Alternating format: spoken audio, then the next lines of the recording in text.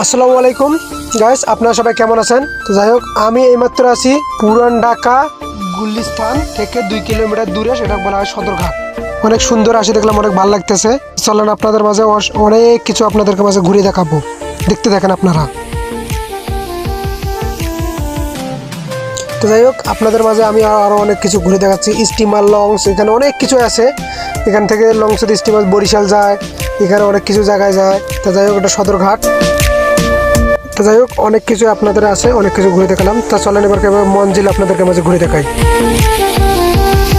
এটা হচ্ছে মঞ্জিল, সদরঘাটের সাথে মঞ্জিল, নদীর সাথে আর কি পাশে। তো যাই হোক, অনেক সুন্দর, ভালো লাগলো জায়গাটা এসে। তো যাই হোক, আপনাদের মাঝে আমি সবগুলো ঘুরে দেখালাম। আপনাদেরকে কেমন লাগলো কমেন্টে জানাবেন, আর আমার জন্য সবাই দোয়া করবেন। আল্লাহ হাফেজ।